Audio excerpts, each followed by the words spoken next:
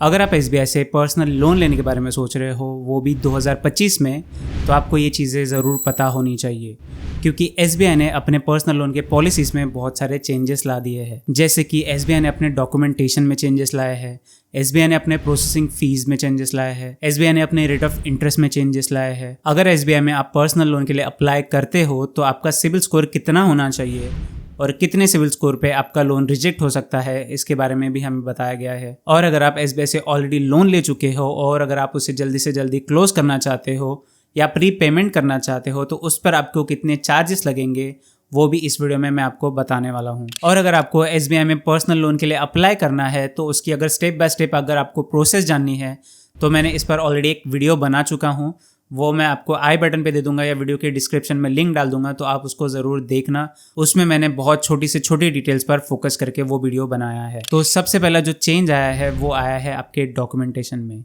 तो एसबीआई में अगर हम पहले लोन के लिए अप्लाई करते थे तो हमें मिनिमम डॉक्यूमेंट्स लगते थे, केवाईसी डॉक्यूमेंट्स, हमारे करंट 6 मंथ की पेमेंट स्लिप और हमारा 6 महीने का बैंक स्टेटमेंट लगता था। लेकिन अब इसमें 2 और डॉक्यूमेंट्स ऐड हो गए हैं, जो कि है आपका फॉर्म नंबर 16 और आपका ITR। अब जब हम एसबीआई में अप्लाई करेंगे तब हमें सारे डॉक्यूमेंटेशन के साथ फॉर्म नंबर 16 और ITR ये अटैच करना होगा। अगर आप गवर्नमेंट एम्प्लॉय हो तो आपको फॉर्म नंबर 16 तो मिलता ही होगा, लेकिन अगर आप प्राइवेट एम्प्लॉय हो जहाँ पे आपकी कंपनी अगर आपको फॉर्म नंबर 16 नहीं प्रोवाइड करती है, ऐसे केस में आपको आपके करंट ईयर का ITR फाइल करके आपको अटैच करना पड़ेगा। एसबीआई में अगर आप 31 मार्च 2025 तक अगर आप अप्लाई करते थे तो आपको कोई भी प्रोसेसिंग फ़ीस नहीं देनी पड़ती थी, क्योंकि वहाँ आपको 0 प्रोसेसिंग फ़ीस का फेस्टिवल ऑफर चल रहा था। लेकिन अब अप्रैल में इसमें बहुत सारे चेंजेस आए हैं। तो एसबीआई ने अपने नए प्रोसेसिंग फ़ीस को अपने वेबसाइट पे पब्लिश कर दिया है, जो कि है 1.5% प्लस 18% GST।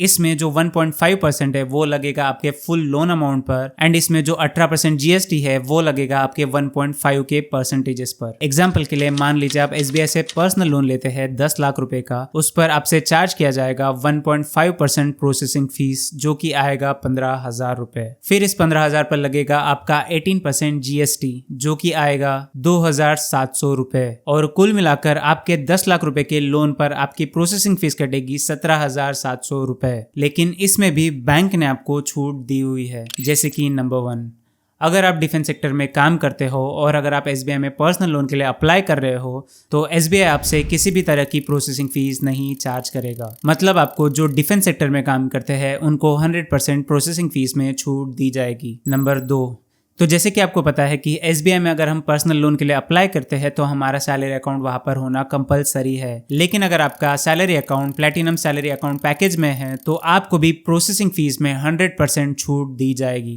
तो अगर आप इस बात से अनजान हो कि ये प्लैटिनम अकाउंट क्या होता है तो मैं आपको बता दूं कि ये एसबीआई का एक सैलरी अकाउंट का पैकेज होता है, जिसमें अगर आपकी सैलरी 50,000 या 50,000 के अबाव होती है तो बैंक आपकी सैलरी अकाउंट को प्लैटिनम सैलरी अकाउंट में कन्वर्ट कर देता है। तो अगर आपकी सैलरी 50,000 रुपए है और आपका सैलरी अकाउंट भी एसबीआई में है तो आप अपने अकाउंट को प्लैटिनम अकाउंट में जरूर कन्वर्ट करना, जिससे आपको कोई भी प्रोसेसिंग फीस नहीं देनी पड़ेगी जब आप पर्सनल लोन के लिए अप्लाई करोगे। नंबर 3, अगर आप गवर्नमेंट सेक्टर में काम करते हो जैसे कि सेंट्रल गवर्नमेंट या फिर स्टेट गवर्नमेंट, तो आपको 50% छूट दी जाएगी आपकी प्रोसेसिंग फीस पर, या फिर आपके पूरे लोन अमाउंट पर 0.75% चार्ज किया जाएगा। इसमें से जो भी छोटा अमाउंट होगा वो आपसे चार्ज किया जाएगा और उस पर लगेगी 18% GST। फिर उसके बाद आता है नंबर 4, अगर आप बिल्कुल आम इंसान हैं, बिल्कुल मेरी तरह, जो कि प्राइवेट सेक्टर में काम करता है, तो आपके लिए भी कुछ छूट दी गई हुई है। अगर आपका सिविल स्कोर 800 या फिर 800 के अबाव है तो आपको भी 50% छूट दी जाएगी, या फिर आपसे 0.75% चार्ज किया जाएगा। इनमें से जो भी छोटा अमाउंट होगा वो आपसे processing fees as a charge किया जाएगा,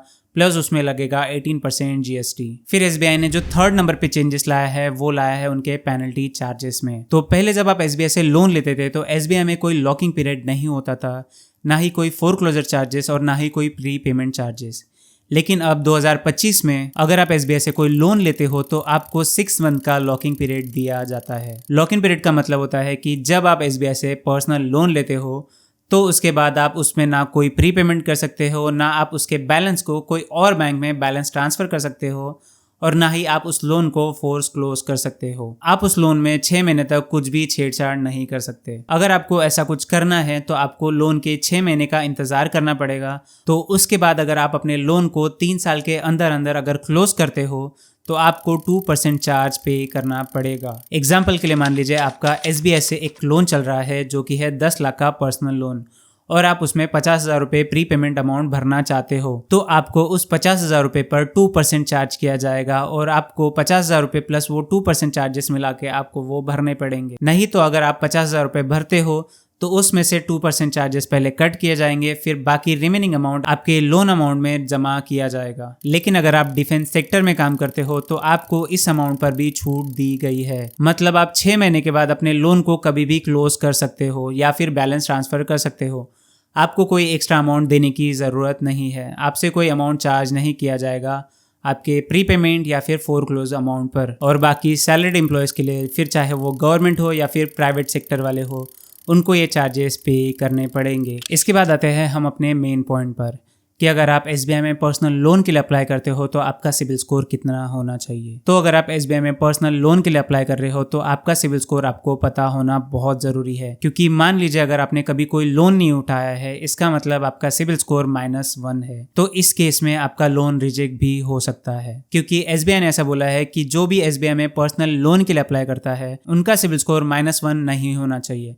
एटलीस्ट उन्होंने कोई तो भी एक छोटा मोटा लोन तो भी फाइनेंस करके अपने सिविल को ओपन करना चाहिए। तो आपके साथ ऐसा ना हो, इसीलिए आप एक बार अपना सिविल स्कोर चेक करवा लीजिए, जो कि आप पॉलिसी बाजार पर जाकर आप फ्री में भी चेक करा सकते हो। या फिर आपने आज तक कोई लोन नहीं उठाया है तो आप एक काम कर सकते हो, आप कोई मोबाइल या फिर आप कोई छोटे मोटे घर की चीज़ फाइनेंस कर सकते हो, जिससे आपका सिविल स्कोर ओपन हो सकता है और आप फिर बाद में जाकर आप SBI में पर्सनल लोन के लिए अप्लाई कर सकते हो। अब बात करते हैं SBI के रेट ऑफ इंटरेस्ट की। तो SBI के मार्च 2025 तक रेट स्टार्ट हो रहे थे 11.50 से 15.50 तक, लेकिन अब SBI ने अपने रेट ऑफ इंटरेस्ट को कम कर दिया है, जो कि स्टार्ट हो रहा है 10.30 से 15.30 तक। इसका मतलब है कि अगर आप मार्च महीने के बाद अगर SBI में अप्लाई कर रहे हो यानी अप्रैल मंथ में, तो आपको 10.30 से लेके 15.30 तक आपको रेट मिल सकता है। इसके बाद जो चेंज आया है वो आया है आपके कंपनी लिस्टिंग के लिए। अगर आप गवर्नमेंट एम्प्लॉय हो तो ये पॉइंट आप स्किप कर सकते हो, क्योंकि ये पॉइंट आपके लिए बिल्कुल नहीं है। ये उन लोगों के लिए है जो कि प्राइवेट जॉब करते हैं या फिर कॉर्पोरेट सेक्टर में वर्किंग पे है। लेकिन अब SBI ने मार्च 2025 के बाद बहुत सारे कंपनीज को बैन कर दिया है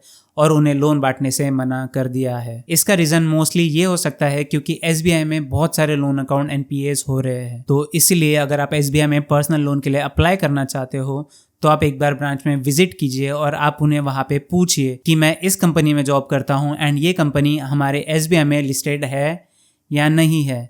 क्योंकि ऐसा बहुत बार हो सकता है कि आपका सैलरी अकाउंट SBI में हो लेकिन आपकी कंपनी वहाँ पर लिस्टेड ना हो या फिर आपकी कंपनी वहाँ पर बैन हो। अगर SBI में आपकी कंपनी लिस्टेड नहीं है या फिर अगर बैन है तो आपको SBI लोन नहीं प्रोवाइड कर सकती। तो इसीलिए आप अपने नियरेस्ट ब्रांच में विजिट कर ये ज़रूर पूछिए कि आपकी कंपनी लिस्टेड है या नहीं है। इसके बाद जो SBI ने अपने पॉलिसी में चेंज किया है वो है नेट मंथली सैलरी में। तो बात करें नेट सैलरी रिक्वायरमेंट की, तो जब आप पहले SBI में अप्लाई करते थे पर्सनल लोन के लिए तब वहां पर 15,000 रुपये सैलरी की रिक्वायरमेंट थी। फिर उसके बाद SBI ने मई 2024 को अपने पॉलिसीज में चेंजेस किए। इसके बाद SBI ने जो SBI में पर्सनल लोन के लिए अप्लाई कर रहा है उसके लिए मिनिमम सैलरी रिक्वायरमेंट 25,000 की है। लेकिन अब मार्च 2025 के बाद SBI ने फिर से अपनी पॉलिसीज में चेंजेस किए हैं, जहां पर गवर्नमेंट एम्प्लॉय के लिए मिनिमम 20,000 नेट सैलरी की रिक्वायरमेंट दी है एंड वही प्राइवेट एम्प्लॉयज के लिए मिनिमम 25,000 नेट सैलरी की रिक्वायरमेंट दी है। उसी के साथ SBI ने जॉब स्टेबिलिटी पर भी एक बड़ा चेंज लाया है। अगर आप गवर्नमेंट एम्प्लॉय हो और आपकी नई जॉब लगी है तो आपके जैसे ही 6 महीने पूरे हो जाते हैं तो आप SBI में पर्सनल लोन के लिए अप्लाई कर सकते हो। यानी गवर्नमेंट एम्प्लॉय के लिए मिनिमम 6 मंथ की जॉब स्टेबिलिटी रिक्वायरमेंट दी गई है। और अगर वही मैं प्राइवेट एम्प्लॉय के लिए बात करूँ तो यही क्राइटेरिया प्राइवेट एम्प्लॉय के लिए 12 महीनों का है। मतलब आपको मिनिमम 1 साल का तो भी जॉब स्टेबिलिटी होना चाहिए अगर आप SBI में पर्सनल लोन के लिए अप्लाई करते हो तो ये सारे चेंजेस लाए गए हैं SBI के 2025 के पर्सनल लोन के पॉलिसीज में। लेकिन अब SBI ने आपकी लोन एलिजिबिलिटी कैसे कैलकुलेट की जाती है वो भी हमें बताया गया है। मतलब आपके नेट सैलरी के अगेंस्ट आपको SBI कितना लोन दे सकती है वो भी बताया गया है। तो एक बार मैं वो आपको कैलकुलेट करके दिखा देता हूँ। तो SBI का बोलना है कि वो EMI/NMI ratio up to 65% and 24 times of NMI whichever is lower. यहाँ पर NMI का मतलब होता है आपकी नेट मंथली इनकम। इसका सीधा सीधा मतलब यह होता है कि SBI आपके लोन कैलकुलेशन को 2 पार्ट्स में डिवाइड करता है, फिर उसके बाद जो दोनों में से सबसे छोटा अमाउंट होता है वो आपको लोन प्रोवाइड किया जाता है। तो SBI आपको 2 तरीके से लोन प्रोवाइड करेगा। Number 1, NMI/EMI ratio up to 65%। इसका मतलब ये होता है कि आपकी NMI पर, मतलब आपकी नेट मंथली सैलरी पर आपको सीधा सीधा 65% आपको EMI दी जा सकती है। अगर आपकी सैलरी 50,000 रुपीज है तो इसका 65% होता है 32,500 रुपीज। मतलब आपको 50,000 रुपए सैलरी पर आपको 32,500 रुपए तक की EMI आपको दे सकते हैं। तो अब हम देखते हैं कि आपको 32,500 रुपए की EMI पर आपको कितना लोन बैठ सकता है। तो मान लीजिए आप एक प्राइवेट कंपनी में जॉब करते हो जहां पर आपको 14% का रेट दिया जाता है और आपको ये लोन टोटल 84 मंथ्स के लिए दिया जा रहा है। तो इसके हिसाब से 32,500 रुपए की EMI पर आपको टोटल 17,50,000 रुपए तक का लोन बैठ सकता है। लेकिन अब हम दूसरे नंबर का कैलकुलेशन देखते हैं जिसमें कहा गया है कि 24 टाइम्स ऑफ NMI। अब आपकी सैलरी 50,000 रुपए है, फिर आपकी सैलरी में 24 गुना 50,000 इंटू 24 मतलब आपको 12 लाख रुपए तक का लोन दिया जा सकता है। इसके बाद रूल में लिखा गया है कि विच एवर इज लोअर वो आपको लोन प्रोवाइड किया जाएगा। मतलब हमें फर्स्ट कैलकुलेशन से जो अमाउंट मिला है वो है 17,50,000 रुपए और सेकंड कैलकुलेशन से जो हमें अमाउंट मिला है वो है 12 लाख रुपए, यानी विच एवर इज लोअर जो हमें मिलता है वो है 12 लाख रुपए। मतलब आपको 50,000 रुपए सैलरी में आपको टोटल 12 लाख रुपए तक का लोन दिया जा सकता है। तो आई होप आपको ये कैलकुलेशन समझ में आ गया होगा। इसके बाद आप जब भी SBI में पर्सनल लोन के लिए अप्लाई करोगे या फिर अगर आप किसी को सजेस्ट भी करोगे तो आप उसकी एलिजिबिलिटी आराम से निकाल सकते हो उनके नेट सैलरी पर। तो अगर आपको ऐसा लगता है कि मैंने कोई रूल मिस कर दिया है या फिर अगर मैंने कोई रूल छोड़ दिया है तो आप मुझे नीचे कमेंट्स में बता देना, या अगर आपको कोई एक्स्ट्रा इन्फॉर्मेशन चाहिए है SBI के पर्सनल लोन के रिगार्डिंग तो मुझे नीचे कमेंट्स में भी ज़रूर बताना। और अगर आपको ये जानना है कि आखिर मिडिल क्लास लोग कभी अमीर क्यों नहीं बन पाते तो मेरी इस वाली वीडियो को ज़रूर देखना, इसमें मैंने बहुत अच्छे से वो टॉपिक को समझाया है।